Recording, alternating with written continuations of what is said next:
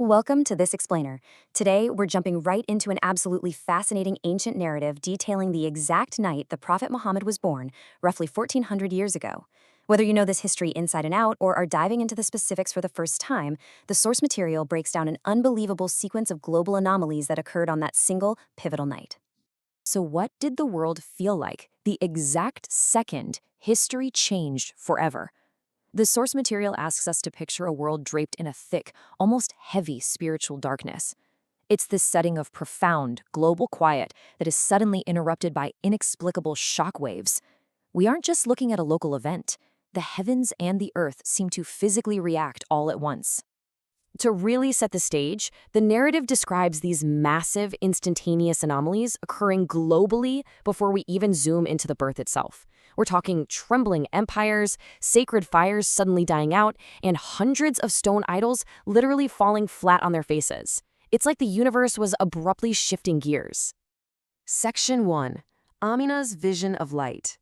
Now we shift our focus from that massive global scale down to the quiet epicenter of Mecca, specifically the home of Aminah bint Wahb, an expectant mother who had recently lost her husband.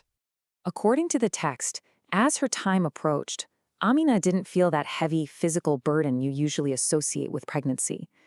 Instead, she described her experience purely as carrying a mercy. It's a really beautiful, subtle detail that sets the tone for the events that follow. And the phenomena that night weren't just terrestrial. The narrative notes that the night sky over Mecca looked entirely different. The stars didn't just twinkle in the distance. They appeared so incredibly close, it was as if they were physically reaching down to the earth.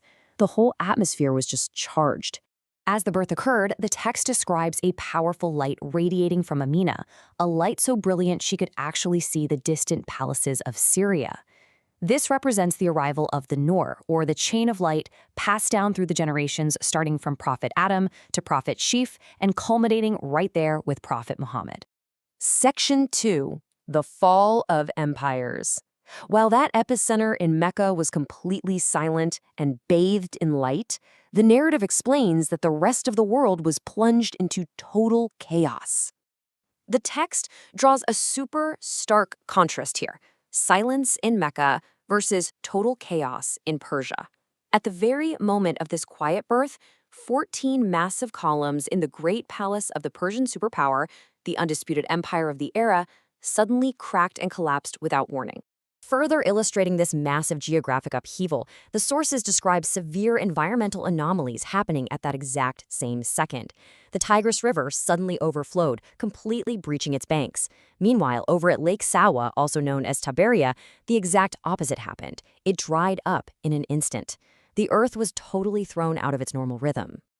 But honestly, perhaps the most shocking sign detailed in the text revolves around the number 1000. That is how many years the Magus' fire had been kept burning. For a full millennium, it had never gone out once. And suddenly, on this specific night, it just extinguished and went cold. The explainer narrative suggests that these anomalies weren't just random destruction. It was as if the universe itself was making a bold declaration that the old systems of fire and stone worship were definitively finished because the light of truth had finally arrived. Section 3. The Prophesied Star.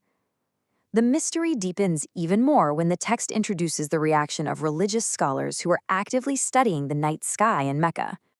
The texts describe a Jewish scholar suddenly crying out this specific phrase: "The star of Ahmad has risen."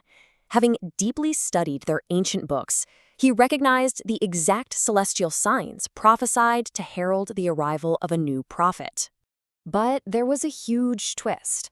While these scholarly communities were eagerly searching for a Hebrew baby, the narrative notes they were completely shocked to realize the star actually signaled an Arab child, a child from the sons of Ismail. This specific arrival fulfilled the ancient dua made centuries prior by the prophet Ibrahim. According to the source, the absolute ultimate proof for these scholars was a physical mark known as the seal of prophethood.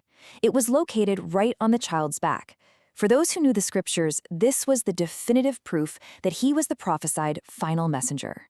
Section 4. The Modern Message.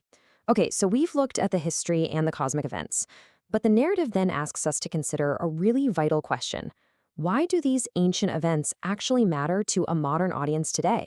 The source explicitly states that the physical toppling of those stone idols and the extinguishing of ancient fires is actually a powerful metaphor. It's designed to inspire us to break the modern idols occupying our own hearts. It's all about breaking our pride, dismantling our greed, and removing the endless modern distractions holding us back. The overarching takeaway from the text is one of profound hope.